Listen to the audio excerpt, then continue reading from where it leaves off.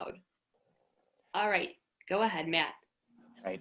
Good evening, everybody. My name is Matt Bennett. I'm an English language arts instructor here at Ridgewood, and I'm also the co-chair of the Social Emotional Learning Committee, or the SEL Committee. And with me tonight,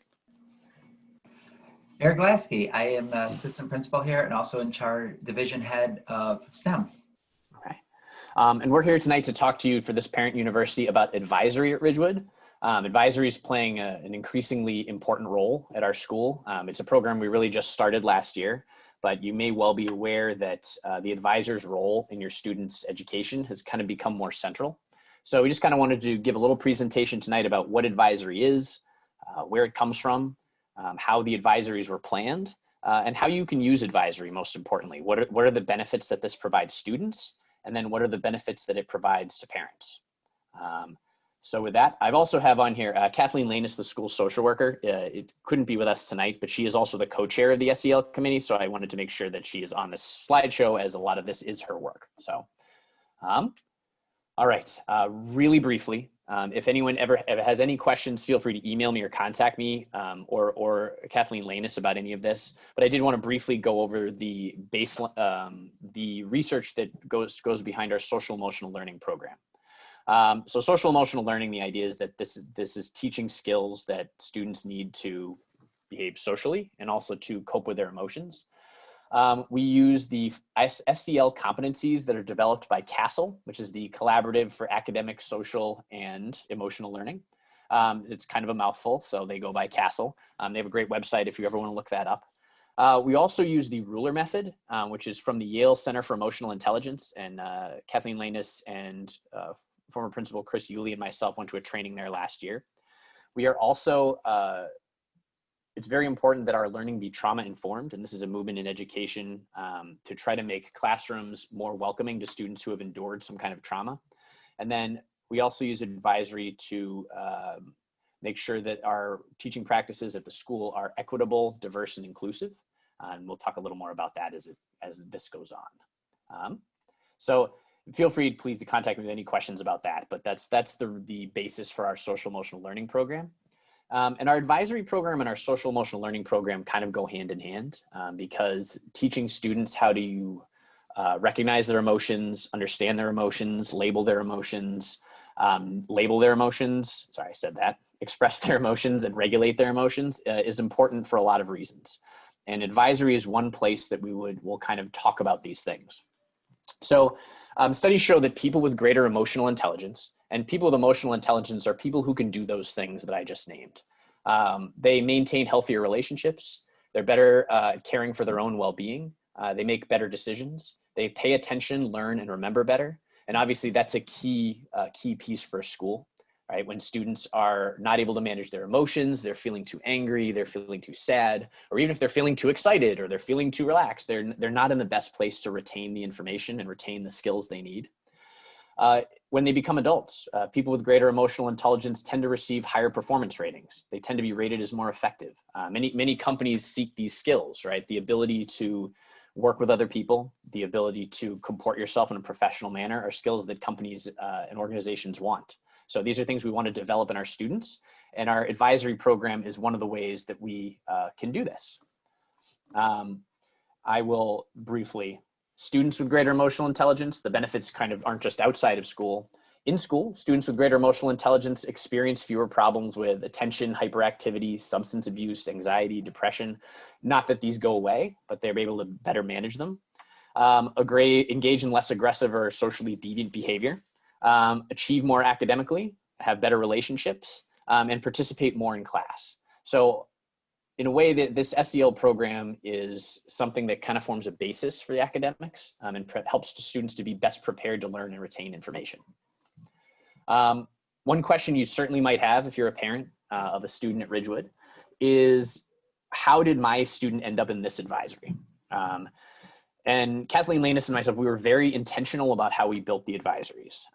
Previously, when we've had sort of rebel periods, or usually homerooms are divided alphabetically, or they're kind of divided mostly sort of at random or based on schedules. We decided we wanted to intentionally place every student with a staff member who we felt could best help them. So to do this, we sat down with every staff member and conducted an interview to assess better assess what that staff member's strengths are. Of course, knowing our colleagues, we have some sense of that already, but to talk to them about what their strengths are. We reviewed student data. We interviewed teachers and students about student performance and student needs, and factored all that in. And then we sat down and we placed every student with a staff member that we felt would be the most help to them. It can never be a perfect system, but we feel like it is better to be intentional and to sort of consider all these things. And we've been pretty gratified with the results. I feel like there's a lot of good relationship building going on at advisories. And we really started this last year. So other needs sometimes intervene. We have a AP chemistry teacher. Every AP chemistry students, their advisory doubles as an extension of their AP chemistry period. So that dictated in some cases who ended up there. And then there's the theater students, or students who work in the auditorium, I should say, have their own advisory where they kind of focus on that. So if you're a parent of a freshman, freshmen were split into advisories. We took information from the feeder schools and attempt to divide them helpfully into advisories and put them with staff members. But they'll only be in their freshman advisories for 1 year. And then when they become sophomores, we kind of put them with the staff members in the 10 through 12 advisories that we think they'll best fit with.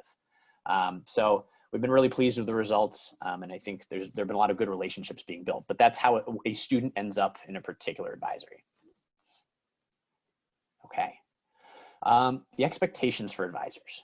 So the hope with advisors is that the second one is probably the biggest one, that they're building strong relationships with the students. The second is the hope that they will communicate with families as necessary. And we'll talk, Mr. Lasky will talk a little bit later about how the importance of that piece and how that can be useful to you as parents.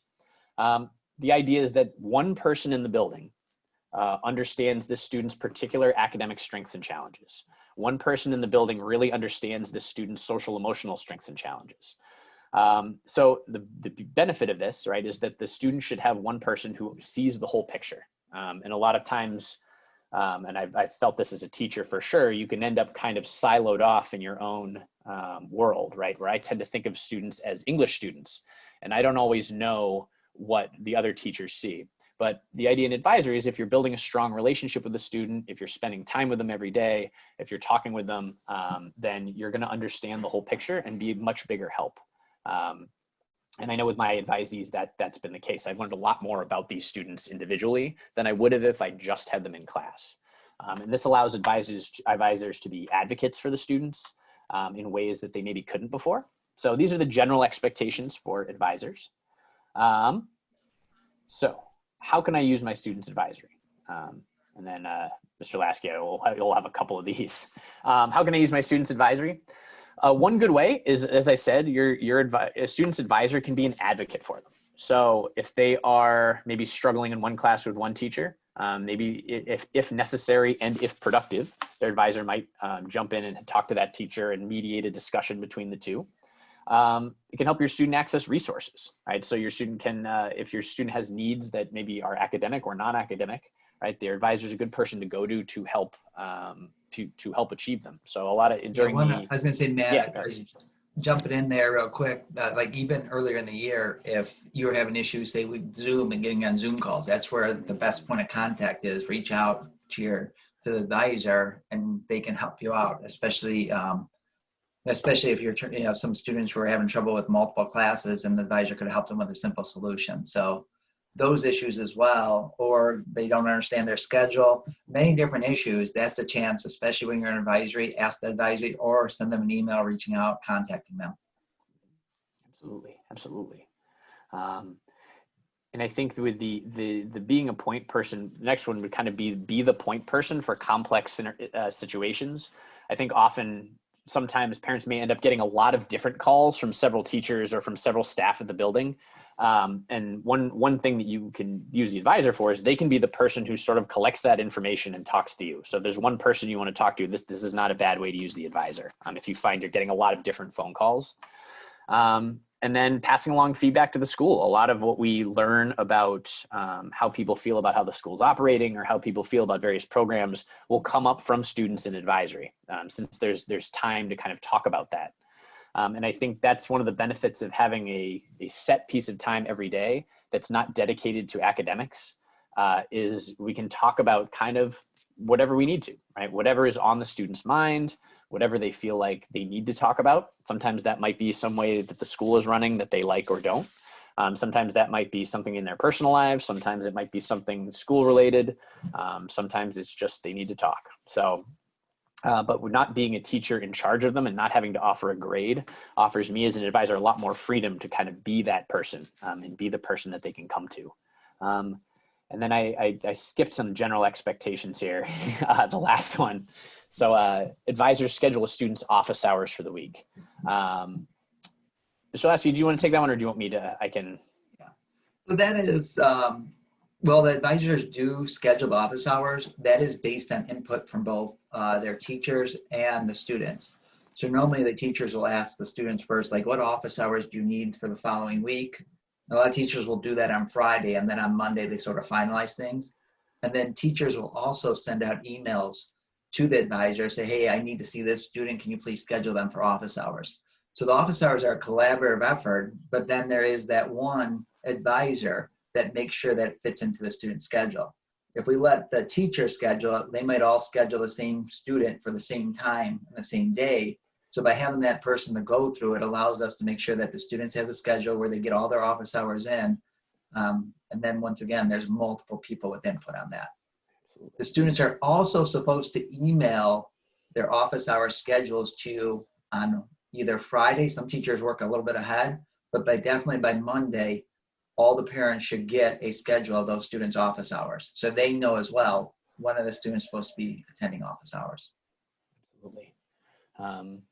Yeah, it's very helpful as an advisor too, to kind of also can prioritize for students too. So if I know my advisee really well, I can say, well, he really needs to get caught up in math right now. That needs to be the priority. So maybe I'll schedule the office hours accordingly. It's been particularly helpful. Advisory, I think, has been particularly helpful during the issues with COVID because it has provided a one touch point that students have with staff. And I think this addressing the social emotional needs of students couldn't be more important at this time, where students can often feel isolated and can often feel apart from the school community in a way that they don't usually. So yeah, I think those. So I suppose with that, I think that's all I kind of have as a prepared presentation. But are there any questions?